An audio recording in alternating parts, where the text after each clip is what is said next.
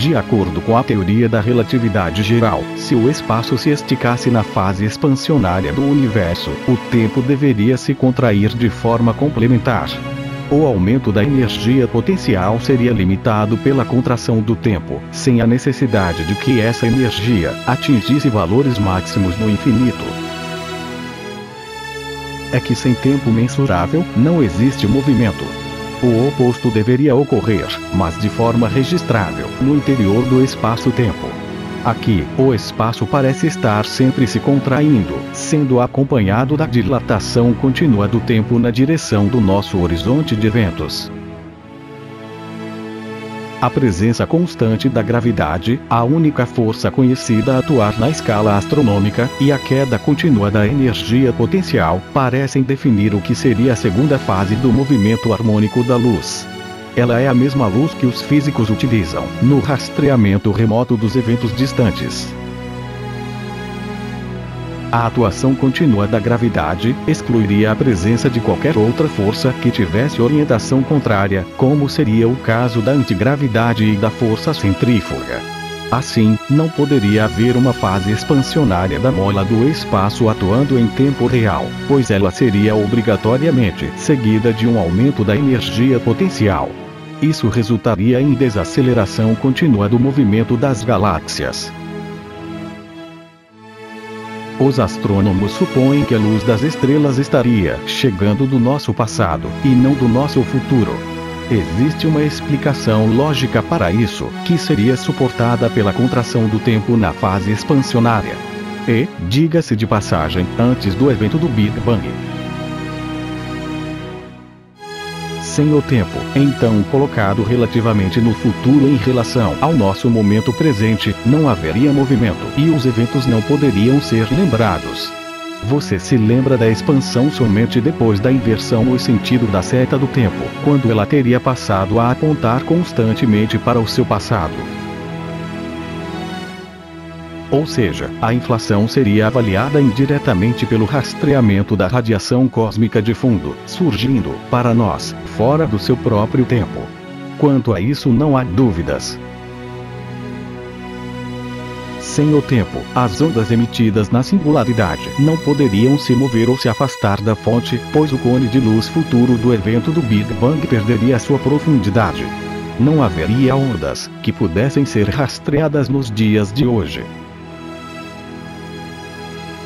Isso teria sido evitado pela inversão temporal, que teria ocorrido no momento do Big Bang, sendo seguida da dilatação do tempo. Assim, estaríamos vendo a manifestação tardia do esticamento da mola do espaço, graças à sua própria fase de contração.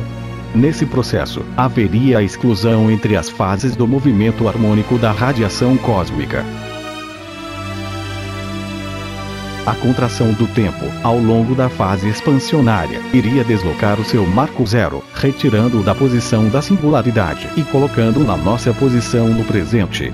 Antes de termos noção do tempo, o universo seria estático e comporia o que se pode chamar de matéria escura. O deslocamento do marco zero do tempo, seja ele virtual ou não, é que permite que se faça o rastreamento remoto ou instantâneo da radiação, sem levar em conta o tempo que ela teria despendido no seu deslocamento anterior. Explicaria, também, por que não podemos nos lembrar do que aconteceria no nosso futuro. Aqui entra a atuação do observador consciente, dotado com uma memória temporal. O evento da expansão e o próprio Big Bang, ao contraírem o tempo a níveis subliminares, colocar-se-iam relativamente no nosso futuro. É que a nossa memória não poderia atuar na ausência de tempo mensurável. Na verdade, o conceito de futuro resultaria desse virtual deslocamento do marco zero do tempo. Isto é, como avaliamos os eventos sempre fora do seu tempo real, o futuro resultaria do paradoxo de olharmos para o presente sempre com atraso. Ou, em outras palavras, como se nós mesmos estivéssemos no passado. Para que o Big Bang pudesse ser lembrado, seria necessário que ele tivesse sido acompanhado de uma inversão no sentido da seta do tempo. Essa inversão, que coincidiria com o início dos tempos, teria colocado a expansão fora do espaço-tempo. O Big Bang, por sua vez, se colocaria na nossa posição no presente, transformando-se no Big Bang de informações. A primeira fase do movimento harmônico da radiação prevê um aumento da energia potencial, então transferido para o espaço na forma do movimento expansionário. Esse trabalho negativo da mola do espaço iria coincidir com a interpretação de alguns físicos, segundo a qual o Big Bang teria resultado do colapso gravitacional de um corpo de massa muito elevada, formando um buraco negro. No interior de um buraco negro o tempo não existe, porque não pode ser medido diretamente. A confusão entre o comportamento da luz e o do próprio espaço teria resultado na formação de um contínuo espaço-temporal, deixando o momento presente dos eventos do lado de fora. Isto é, o que acontecesse neste momento, numa distante galáxia, seria comunicado ao observador, pela luz, sempre com imenso atraso. O espaço ficaria de fora, atuando como panos de fundo. O contínuo citado, como se pôde notar, nada teria de contínuo. Imagine que a cada momento isolado, houvesse uma transição da primeira para a segunda fase do movimento harmônico, e vice-versa. Essa transição não poderia ser lembrada por nós, devido à contração do tempo na primeira fase. Com a exclusão entre ambas, a segunda fase do movimento harmônico, acompanhada da dilatação do tempo, tornar-se-ia contínua.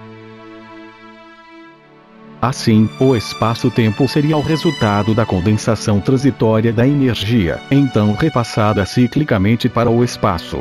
Num momento qualquer, uma estrela estará lá. No outro, não.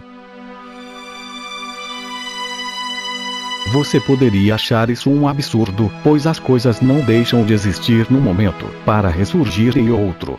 Acontece que no processo, estamos incluindo o ponto de vista do observador isolado, e a atuação da sua memória temporal. O universo não depende do que pensamos a seu respeito, mas é a nossa observação que daria sentido à realidade física.